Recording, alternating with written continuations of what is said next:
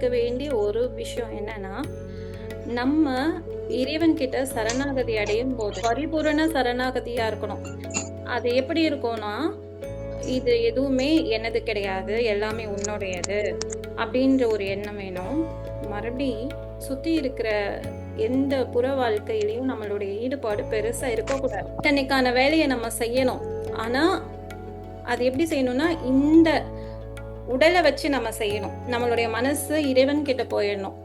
இறைவனுடைய நாம சொல்லி செய்யும் போதுதான் நமக்கு அந்த வேலையை செய்யற வேலை கூட சரியா நடக்கும்.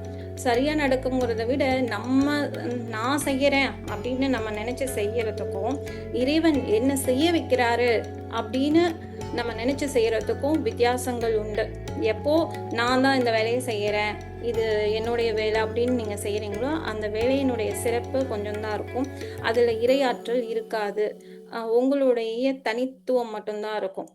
ஆனா எப்போ இறைவன் தான் என்ன செய்ய வைக்கிறாரு அப்படின்னு நம்ம நினைச்சு செய்யறோமோ, அப்போ அந்த வேலைக்கான அத்துணை பொறுப்பும் இறைவன் எடுத்துக்கொள்வார். அத்தனை பொறுப்பும் இறைவன் கிட்ட போகும்போது அந்த வேலையை இறைவனே உங்க மூலமா செய்யற மாதிரியான அர்த்தம். இப்போ நீங்க சமைக்கிறீங்கன்னா அந்த சமையல் பிரசாதமா மாறும், மருந்தா மாறும். அந்த மருந்தை நம்ம உட்கொள்ளும் போது அது நமக்கு மருந்தா மாறும். நம்ம ஹாஸ்பிட்டல் போகணுங்கிற அவசியம் ஏற்படாது. இப்போ இருக்கிற சூழ்நிலையில நம்ம உணவு பார்த்தீங்க கலப்படம் வாய்ந்த ஒரு பொருளாதான் இருக்கு. மண்ணே கெட்டு போயிடுச்சு. அப்படிப்பட்ட பொருளை நம்ம பரிசுத்தமாக்கணும்னா இறைவனை தவிர வேற யாருனாலையும் முடியாது. எல்லாமே கெட்டு போயிடுச்சு. இந்த உலகத்துல பாக்குற ஒவ்வொரு விஷயமும் இப்போ பரிசுத்தமா இல்லை. அப்போ நம்ம என்ன பண்ணணும், இறைவனுடைய நாமத்தை சொல்லிட்டு ஒவ்வொரு விஷயத்தையும் செய்யும் போது அந்த உணவும் சரி, நம்ம செய்யக்கூடிய வேலையும் சரி, அது பரிசுத்தத்தை ஏற்படுத்தும்.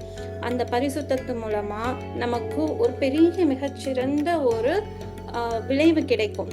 அது பரிசுத்தமான இறைவனுடைய அருளால கிடைக்கக்கூடிய ஒரு பிரசாதமா இருக்கும், சரியா, ஒரு வரமா இருக்கும். அதனால நம்ம செய்யற வேலையை செய்யும் போதும் சாப்பிடும் போதும் இறைவனுடைய நாமத்தை சொல்லிக்கிட்டே சாப்பிடும் போது அது மருந்தா மாறும். நம்ம உடல்ல இருக்கக்கூடிய பிணிகள் எல்லாம் கலைய